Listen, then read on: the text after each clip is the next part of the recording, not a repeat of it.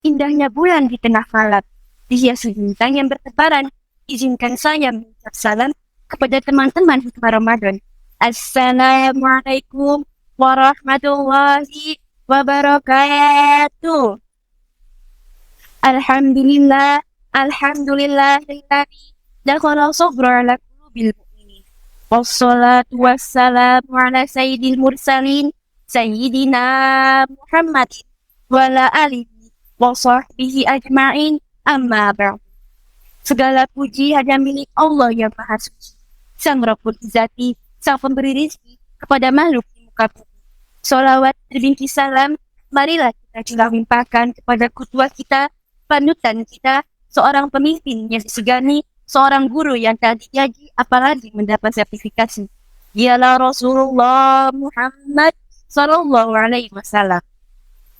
Yang terhormat Bapak Kiai Haji Lukman Hakim Hamid selaku pengasuh Pondok Pesantren Al-Hamid. Yang terhormat Ibu Haryati MSI selaku Kepala Madrasah Sanawiyah Al-Hamid. Serta teman-teman hikmah Ramadan yang saya sayangi. Pada kesempatan kali ini, izinkan saya menyampaikan untayan hikmah dengan tema sabar. Sabar adalah tabah dalam menghadapi ujian dan cobaan. Kita sebagai manusia yang hidup di alam dunia tidak lepas dari berbagai macam ujian dan cobaan. Oleh karena itu, sabar menjadi salah satu kunci rahasia seorang hamba untuk mendapatkan pertolongan dari Allah Subhanahu wa Ta'ala.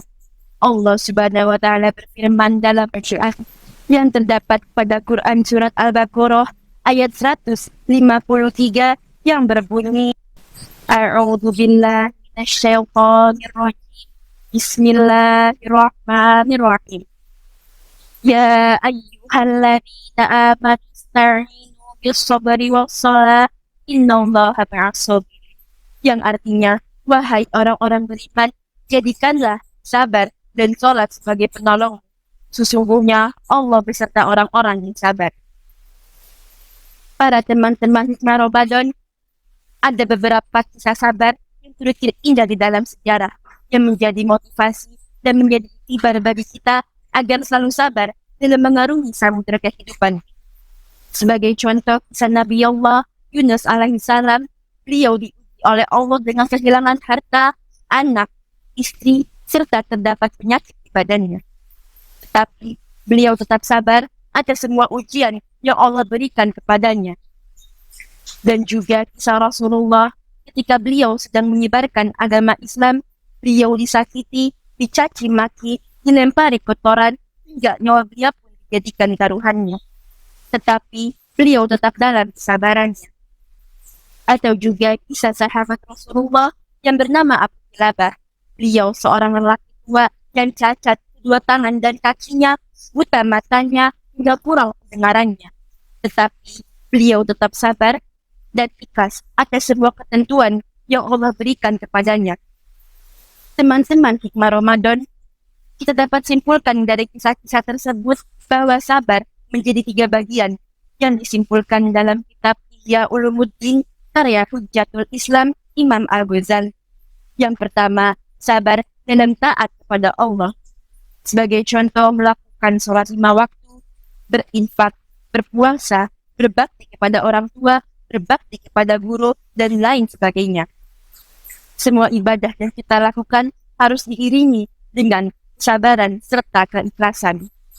Yang kedua, sabar dalam menjauhi semua larangan Allah. Di zaman saat ini yang sudah edan dan banyak sekali di sekitar kita yang melakukan kemaksiatan, maka bersabarlah dan maka bersabarlah untuk menjauhi semua larangannya, sehingga kita tidak terjatuh di dalam tipu daya syaitan. Na'udzubillah min dzalik.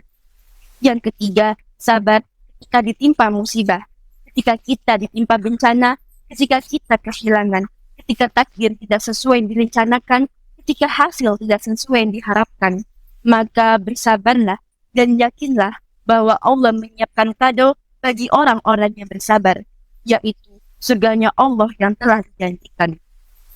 Teman-teman hikmah Ramadan, yakinlah selalu ada jalan, selalu ada kebaikan ketika kita bersabar.